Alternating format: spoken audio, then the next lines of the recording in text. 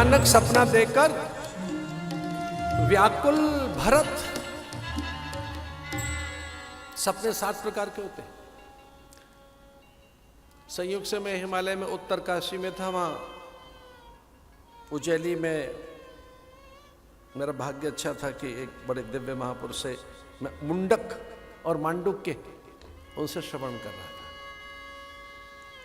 एक शगुन विज्ञानी मिल गए हमको वहां, और वो सपने की कोई बात और स्व विज्ञान की बात कोई समझा रहे थे, और उन्होंने कहा सपने 7 प्रकार के होते हैं। भोर में जो स्वप्न आए प्राय वे सत्य होते हैं, पर दिन में अगर सपना आया है तो उसका कोई फल नहीं मिलता। दिन में देखे हुए स्वप्न का कोई फल नहीं मिलता। अथवा तो स्वप्न देखकर आप सो गए, फिर से नींद आ गई है, तो कोई फल नहीं मिलता उसका।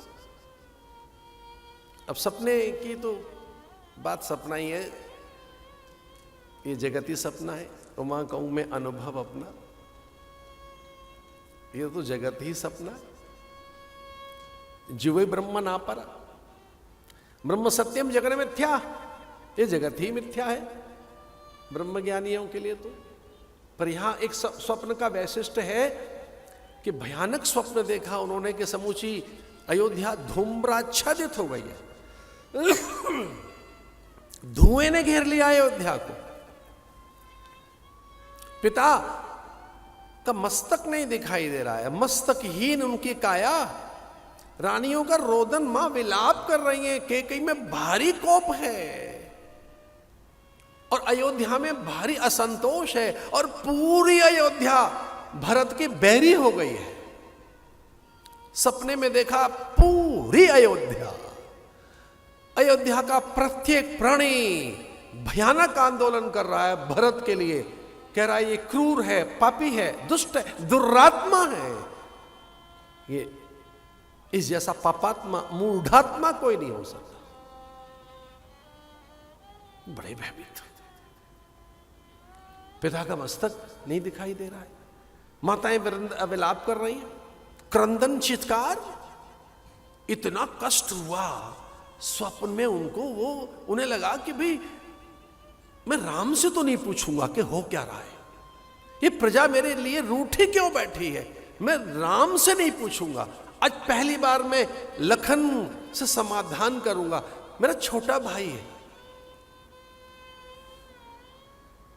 सपने में लखन की ओर भाग रहे, और लखन भयानक आवेश में दिखे उनको। लगा कि लखन चतुरंगड़ी सेना लेकर और वो युद्ध करने के लिए तत्पर है। लखन शत्रु बन गए स्वप्न में,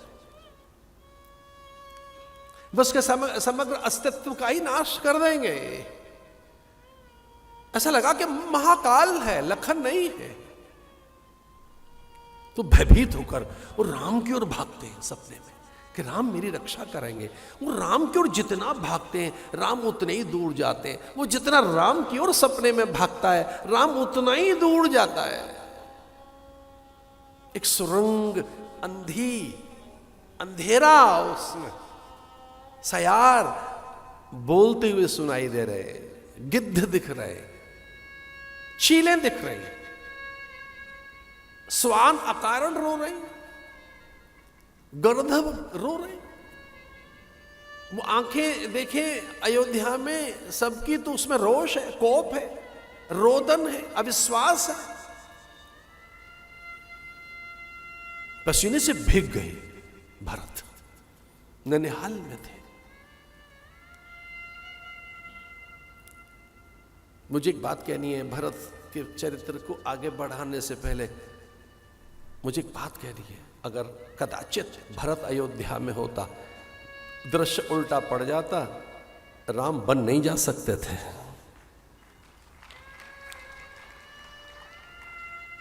ये लीला ठहर जाती, ये तो प्रकृति ने भरत को यहां भिजवा दिया। छोटे भाई से कितना अनुराग है रिपुदमन से भरत का। रात भर उसका माथा सहलाते रहे अपना दुख कम करने के लिए। उसके हथेली पर चुंबन जड़ते रहे, अपनी पीड़ा असह्य वेदना को दूर करने के लिए।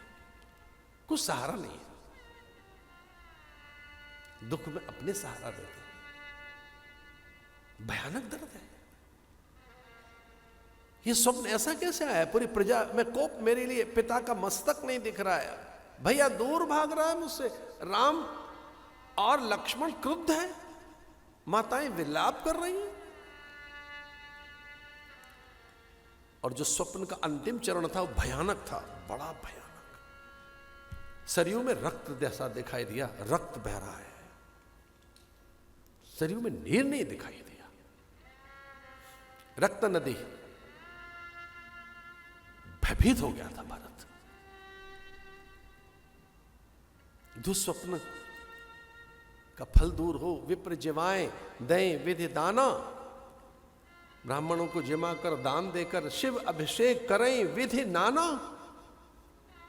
चित्त की शांति के लिए अपने इष्ट का पारायण करने लगे, महादेव की उपासना करने लगे। और अभी अभिषेक में से उठे ही थे कि हकारे वे धावक, वे अश्व दौड़ाते हुए वायु वेग से मातुल घर में पहुंचे थे। मातुल माने मामा के घर।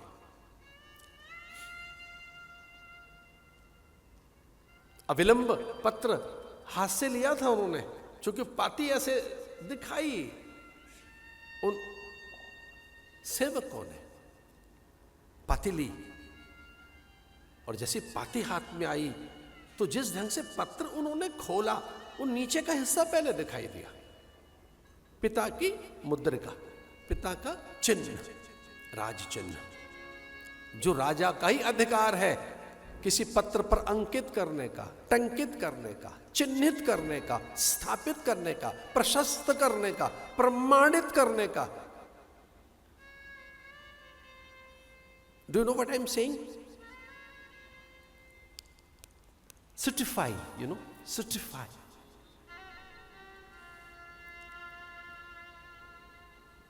The documentation, document, authenticate document, वो भी राजा का। तो नीचे देखा है पिताजी का पत्र है सामान्य, नीचे लिखा है वशिष्ठ गुरु शुभ चिंतक और ऊपर प्रिय भरत। बीच की पंक्तियां बड़ी व्याकुल कर रही हैं,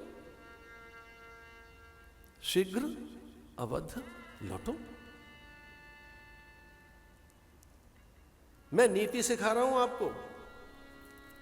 उन सेवकों से यह नहीं पूछा भरत ने कि हुआ क्या है वहां।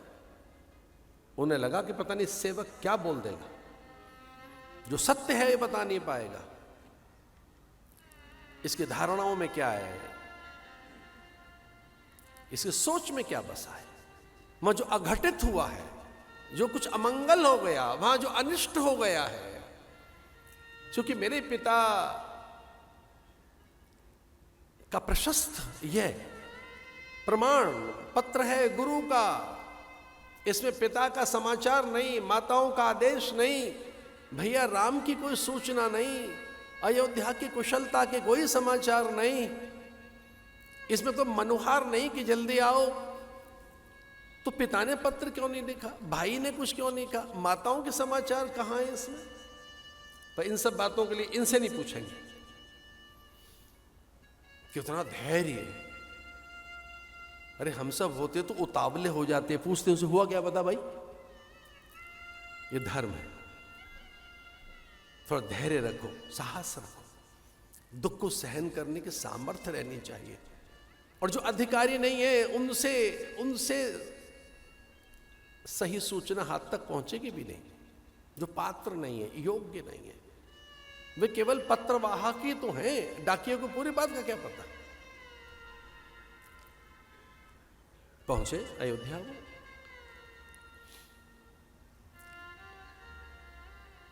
वही दृश्य था अयोध्या में। सरयू चुप, शांत, मौन, स्थिर, व्यथित, भयानक पीड़ित, सुचि रहित। अवध में भयानकता, मौन, कोई भरत को देखना नहीं चाहता। एक भरत कर सम्मत कहीं, एक उदास भाई सुन रहें।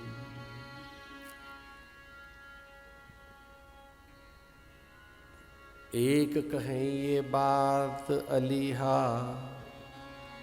कान मूद कर रद गई जी हा। कितने प्रकार के लोग अयोध्या में। अरे ऐसे बावरे लोग अयोध्या में, वो पता है क्या कहते हैं? अरे ये सब किया कराया भरत का है। एक भरत कर सम्मति कहीं, ये भरत की सम्मति है इसमें। दूसर उदास भाई सुन रहे, दूसरे चुपचाप सुन रहे हैं। एक कहीं ये बात अलीहा, एक प्रकार का वर्ग था, वो कह रहा था नहीं नहीं ये बात झूठी है।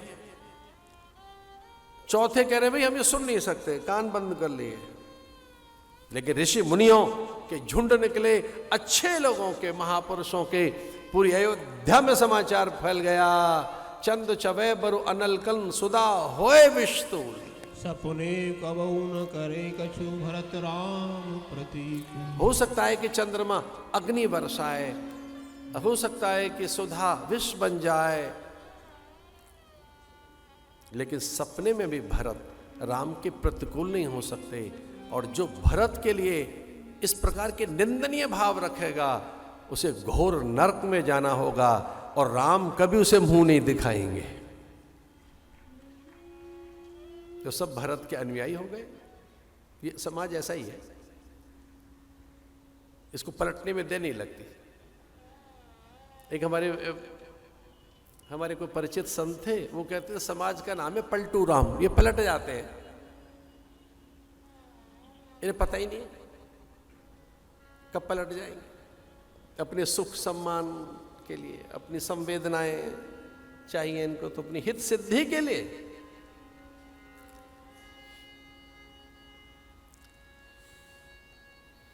लेकिन पूरी अयोध्या में चुप्पी है, मौन है, एक दूसरे से बोल नहीं रहे लोग।